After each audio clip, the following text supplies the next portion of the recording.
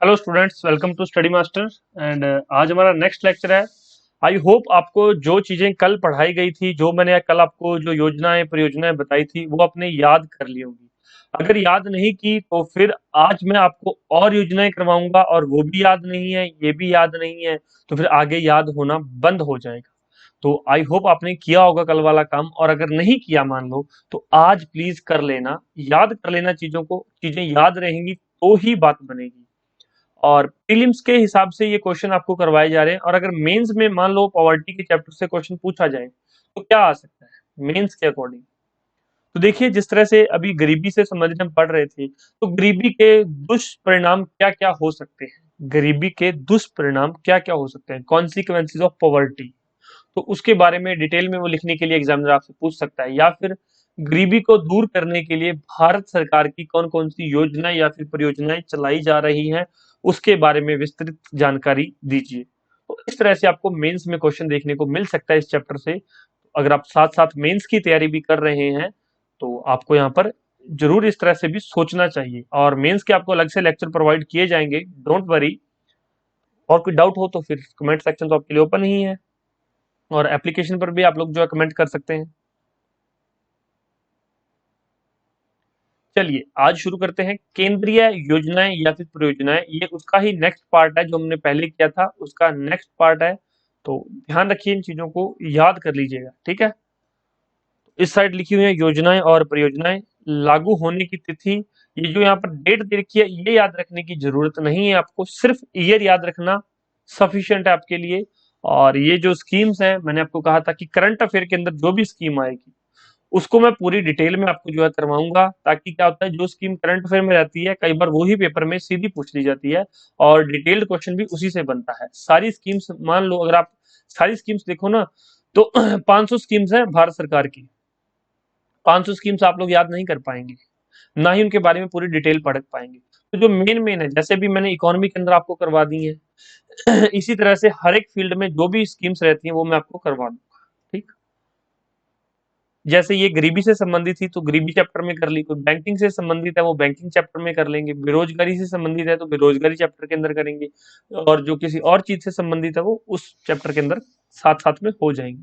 तो इसमें पहली देखिए क्या है, प्रधानमंत्री किसान सम्मान निधि योजना।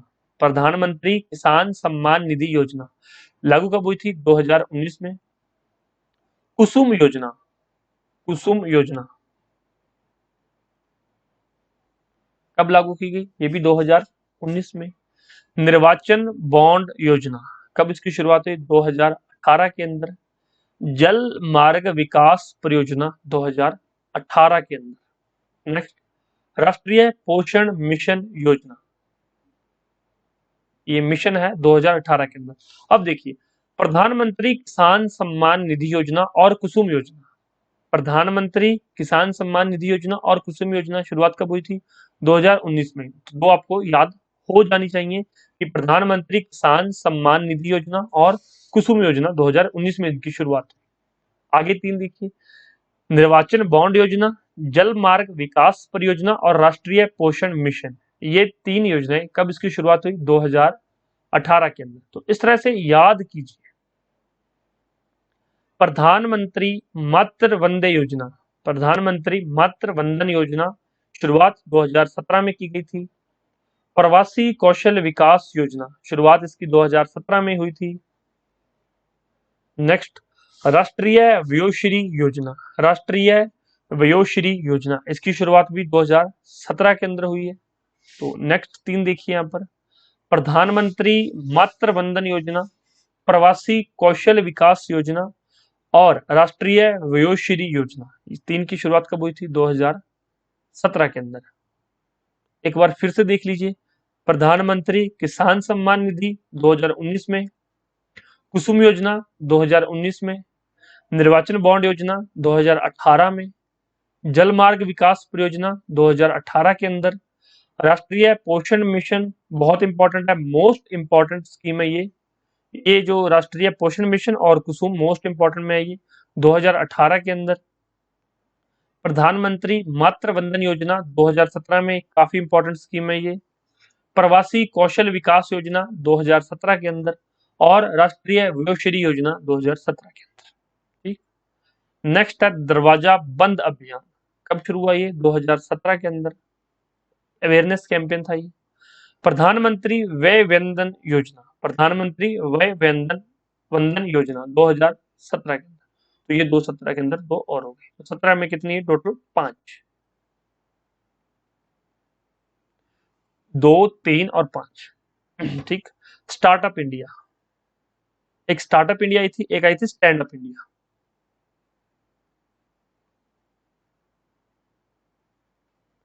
शुरुआत कब हुई थी? 2016 के अंदर।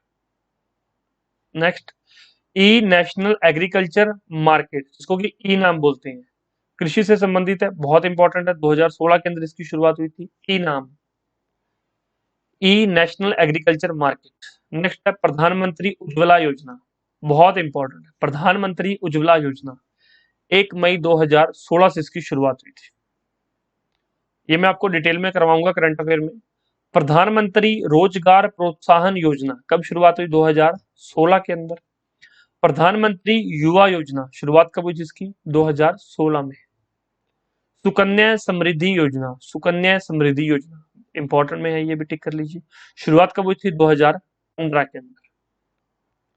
प्रधानमंत्री मुद्रा योजना, प्रधानमंत्री मुद्रा योजना, MUDRA, मुद्रा। मुद्रा की फुल फॉर्म बताइए मुझे कमेंट करके, मुद्रा की फुल फॉर्म भी पूछी जाती है। इसके अंदर जो है 50,000 से लेकर 10 लाख तक का जो लोन प्रोवाइड किया जाता है,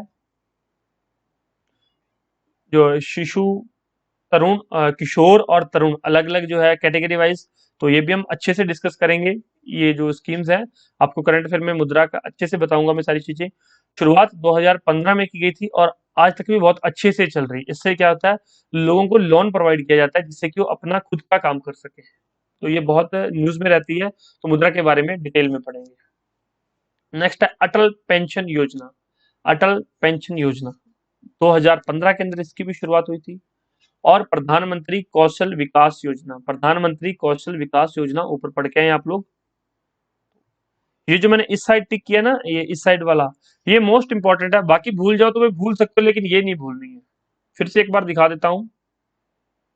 कुसुम योजना 2019 में, राष्ट्रीय पोषण मिशन 2018 में, प्रधानमंत्री मातृ वंदन योजना 2017 में, दरवाजा बंद अभियान 2017 में, ई नेशनल एग्रीकल्चर मार्केट 2016 के अंदर, प्रधानमंत्री उज्ज्वला योजना 2016 के अंदर शुरुआत हुई थी, सुकन्या समृद्धि योजना 2015 के अंदर शुरुआत हुई थी, प्रधानमंत्री मुद्रा योजना की शुरुआत 2015 में हुई थी, अटल पेंशन योजना की शुरुआत भी 2015 के अंदर हुई थी।